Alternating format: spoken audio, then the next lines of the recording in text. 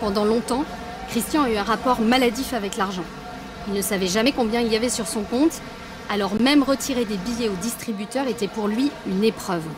Avant, c'était la terreur. J'avais peur, j'avais peur. Bon, faut dire que ça m'était arrivé un certain nombre de fois dans des situations difficiles de ne plus pouvoir tirer d'argent, par exemple. Sans être au courant, puisque je n'ouvrais pas mes relevés bancaires, je ne savais pas où j'en étais. J'étais dans le flou le plus total. Donc c'était au petit bonheur la chance. C'était un peu comme le jeu avec le barillet d'un pistolet, la roulette russe, quoi. À l'époque, Christian gagne 4 000 € par mois, mais il est toujours à découvert. Il couvre ses enfants de cadeaux de luxe, invite tout le monde au restaurant. Sur un coup de tête, il peut dépenser 5 000 €. Je me souviens d'une très très belle guitare. J'ai même pas regardé si j'avais l'argent pour l'acheter. Je suis allé l'acheter, point final. Avec la caisse qui allait le mieux, avec l'ampli le plus cher, pour me retrouver quelques semaines plus tard désespéré parce que j'allais être interdit bancaire. Christian est aussi accro aux dettes. Pour obtenir des crédits à la consommation, il faisait la tournée des banques. Je trichais, par exemple, on me demandait est-ce que j'avais déjà un crédit, je disais non. Quand j'obtenais un crédit, c'était le moment où on me disait oui, qui était presque un moment de flash, un moment euphorique. Et puis tout de suite derrière, c'est la galère. Un flash, une descente, comme pour les toxicomanes. D'ailleurs, pour les psychiatres, il s'agit d'une réelle addiction. Les achats compulsifs sont une authentique maladie psychologique, à l'image d'autres addictions emblématiques comme la toxicomanie, l'alcoolisme ou le jeu. C'est une forme d'engloutissement dans la conduite et source de souffrance. Source de souffrance parce que les gens sont incapables de s'arrêter, ils en éprouvent un intense sentiment de culpabilité et là ils demandent de l'aide.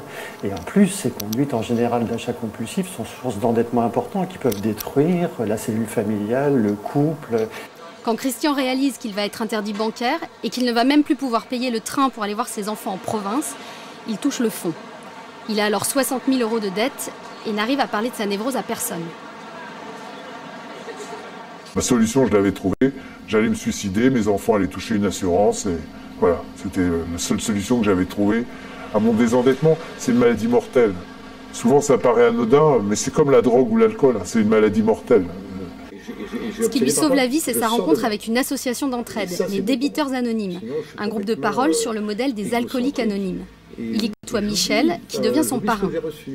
Ce prof de théâtre est lui aussi un ancien malade. Depuis 16 ans, il s'en sort grâce à ses petits carnets. Je sais, je dépense 60 € par mois en café, en pot, comme ça, temps en presse. Il note toutes ses dépenses au centime près.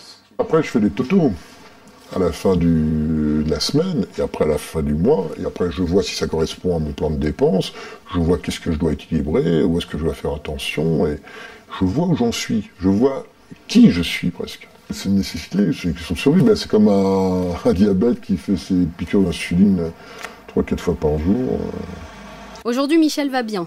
Il a un bon salaire, il n'est plus à découvert, il est même propriétaire de son appartement. Mais il continue à se rendre aux réunions des Débiteurs Anonymes, car il reste fragile. Nous, on ne parle pas de guérison, on parle de stabilisation. Je suis stabilisé, c'est un peu comme l'alcoolisme. Ça va mieux, je vis bien, mais dans le sens où si je ne suis pas vigilant, j'arrête de tenir mon carnet, tout peut partir, ça peut partir dans tous les sens et me retrouver dans la même situation. C'est très sournois. Et le problème pour ces grands malades, c'est que la société de consommation est un obstacle à leur guérison. L'offre est devenue si pléthorique qu'elle en est malsaine, que ce soit au niveau de l'alimentation, que ce soit au niveau des vêtements, des téléphones portables. L'achat est devenu un loisir. Quand on s'ennuie maintenant, on va dans les centres commerciaux. Il est bien évident que pour les plus fragiles, résister à la tentation devient extrêmement compliqué. Compliqué, mais pas impossible. Christian, qui a rejoint les Débiteurs Anonymes depuis 6 ans, s'est désendetté et remonte la pente tous les jours. On était ensemble à l'anniversaire d'une amie, et puis tout de suite on a...